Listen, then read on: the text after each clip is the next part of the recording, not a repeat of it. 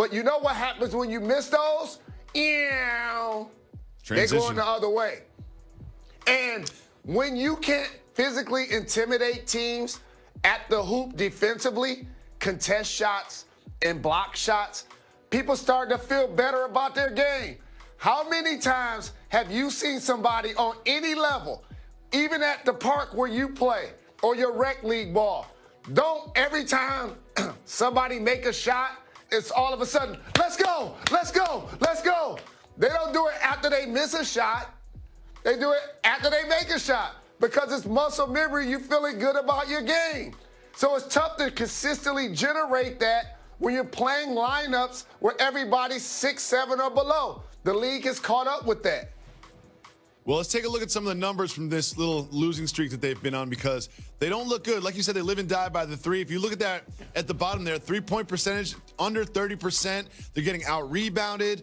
They're losing games. The point per game, they're only scoring under 110 points a game. Jalen, is this indicative of a serious problem come playoff time? I actually will say no to that question, and here's why.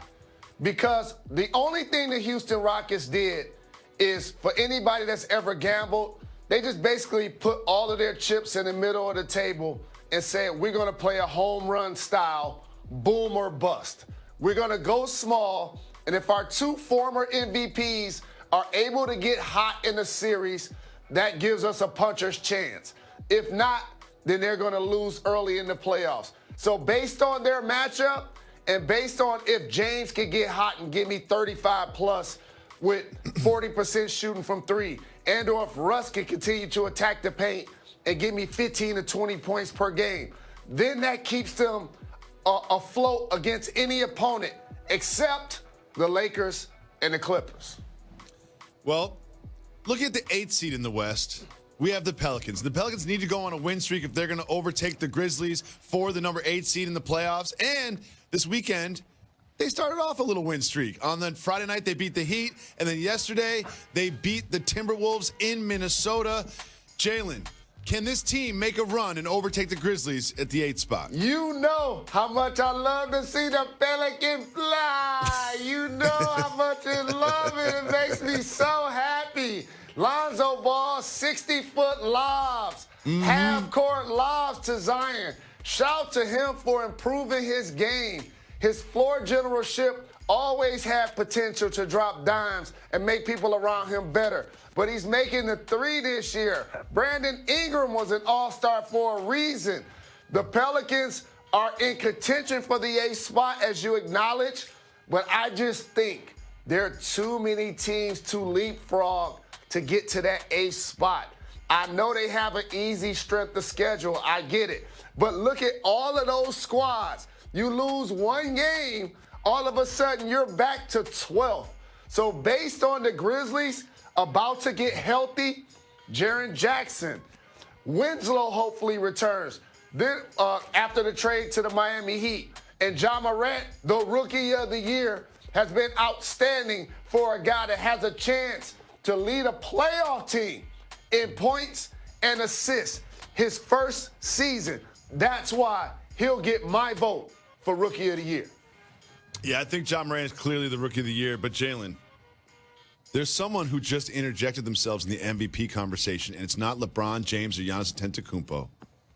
It's my man, Jake Layman. Check out my guy, Jake. Look at this dunk all over Derek Favors.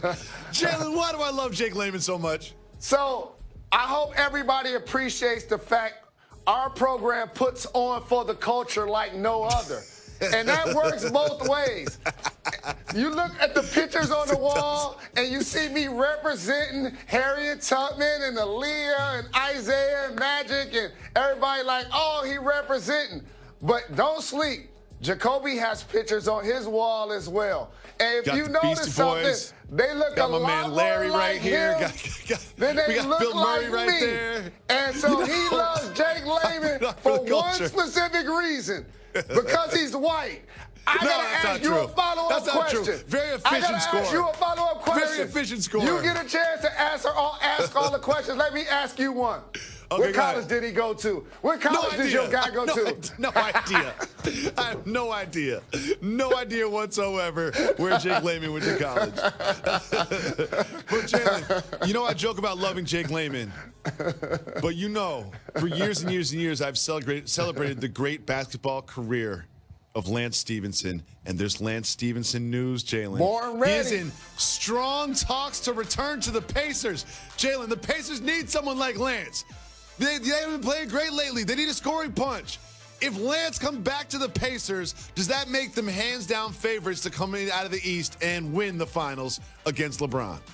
For somebody like you that's seen Lance when he was the 8th grader, literally, and as he continued to progress to be born ready, and he had his best years as an Indiana Pacer, I already know your loyalty now, once he puts a jersey on, is going to make them the favorite. In the East, favorites in the league. They're going to win the championship. Lance is going to be Finals MVP. He's going to average a triple-double in the series. And they're going to sweep the Lakers. And he's going to blow right in LeBron's ear and during the handshake line before he goes and hoists the championship trophy. I'm so excited about Lance. Lance, you're my guy. Congratulations.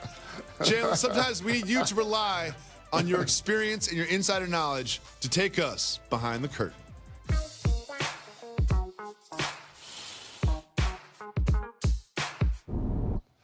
Jalen, the Sixers are obviously playing without Joel Embiid and Ben Simmons, and that contributes to some of their woes recently. However, all season long, they just can't win on the road. They've lost 10 of their last 11 road games. They've only won 10 of 34 road games all season long. They just lost to the Warriors in the Bay.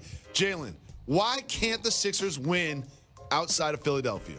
So they're a classic team that at home, they feed off the crowd.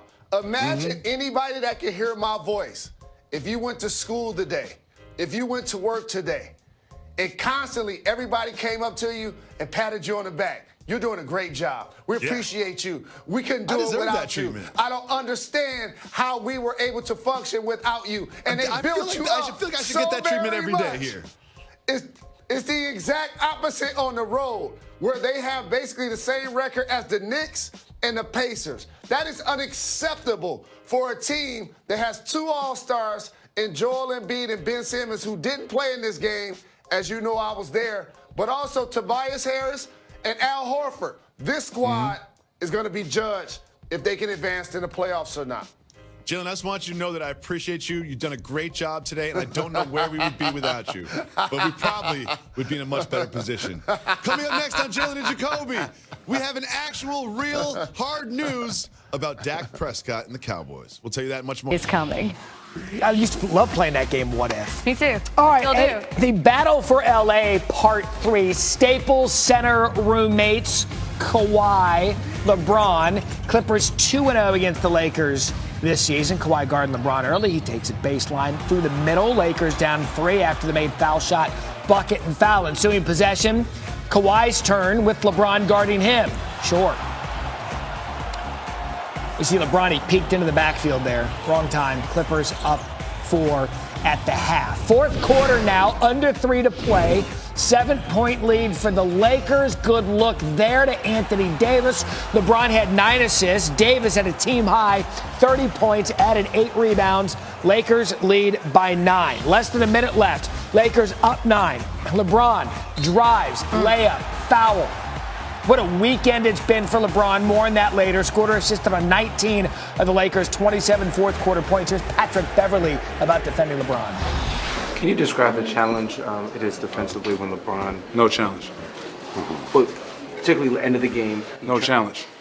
Can you describe what it's like as a defender to when he tries to force the switches Not hard with at the all. guard? I kind of want to agree to disagree there. Lakers get the Clippers for the first time this year. They're now 26-6, as you said, air quotes, on the road this season. By the numbers, Lakers approved. Really good weekend for us. Playing against 2 of the best teams. The top 2 teams in the league, including with us, as far as record-wise. But no matter what was going on throughout the course of the game, we just held our composure. We continued to get stops. We continued to execute, and the rest is history. I mean, we know the type of team that we are. If we don't do things that to beat ourselves, then we feel we can beat anybody. And and we're a tough team to beat. I will now go by the numbers. Yeah, go by the numbers. The Lakers improved to 42-0 when leading after 3 quarters. That's the